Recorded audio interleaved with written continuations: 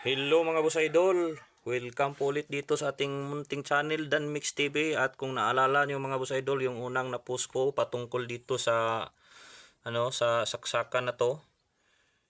Ito yung bindihan natin nung una. Ito yung unang content natin na sira na saksakan na napulot ng kuya ko na sa basura.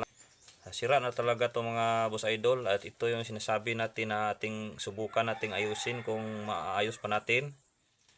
At ngayon mga boss idol, ito na mga boss idol. Ang nangyari dito mga boss idol, nawala na yung 5 switch. Kaya isang switch na lang yung natira, at sinubukan nating gamitin yung isang switch, at yun di naman pala pwede kasi minsan nagkukunik, minsan hindi. Sira na rin pala yung isang switch, at yung 6 na saksakan may separate yan na switch lahat, kaya sira na pala rin lahat ng switch. Akala ko pwede pa yung isa. Yung dito wala na kasing pindutan, kaya isa na lang yung pindutan, sira na rin pala, kaya wala nang switch yan. Dinirect na natin yan. At saka yung ilaw, 6 yung ilaw dito, tsaka yung 4 halata namang pundi na kasi nangingitim na talaga, kaya kinuha ko na yung 4 at tinapon ko na. At may natira pa ditong 2 dito tsaka dito, kaya yan, inayos natin. Nag-iilaw naman yung 2. Nakaganda kasi nitong saksakan na to is pwede to sa mga power amplifier na yung may nakausli sa gitna, yung parang tatlo yung ano niya, yung pangsaksak niya, kasi may nakausli. Pwede yan mga boss idol, para na rin tong power sequence. Saka nakaganda dito, may ano siya, may voltmeter. Kung napapansin nyo, may voltmeter yan mga boss idol. Yan o. Pero wala na itong switch. Pag saksak natin dito, pag plug natin dito, automatic na to mag-on yung voltmeter. At ngayon mga boss idol, tingnan natin i-on. Yan, ito yung ano niya, plug natin sa extension. Tingnan yung maigi yung voltmeter mga boss idol ha. 1, 2, 3. Plug ko na mga boss idol.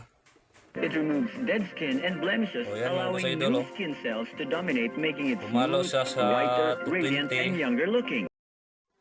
Yan mga boss idol, pero di rin ako sure kung accurate ba tong voltmeter na to mga boss idol. Pero kita naman natin na pag plug ko, bumalo naman siya ng 220, higit pa. Kaya lang nang nag-steady na siya, parang hindi siya aabot ng 220. Pero ayos pa rin yan mga boss idol, kasi yung arm ng voltmeter is nandun pa naman sa green. Ibig sabihin yan, nakapasok pa rin yan sa kailangan na kuryente ng ating mga appliances. Kaya pwede pa rin yan mga boss idol. Siguro estimate ko niya nasa mga mga 200.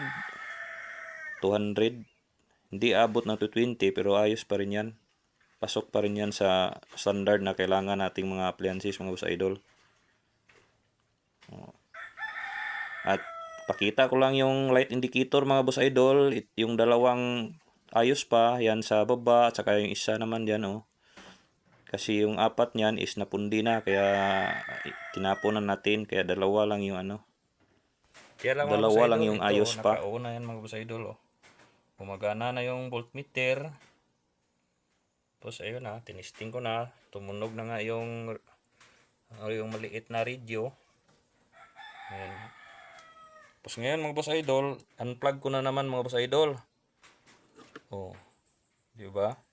Matras yung voltmeter mga boss idol.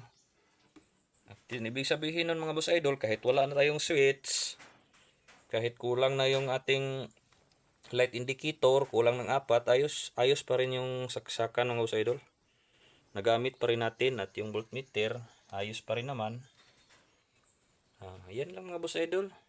Masaya tayo mga boss idol dahil yung sirang saksakan naayos pa natin at pwede natin gamitin at sana makabili tayo ng power amplifier para masubukan natin tong maganda nating bagong gawa na saksakan. Maraming salamat sa panonood mga boss idol. Sa di pa nag-subscribe, subscribe lang po kayo mga boss idol para mag-grow yung channel natin at don't forget to hit the notification bell para lagi kayong updated sa mga bagong video i-upload ko.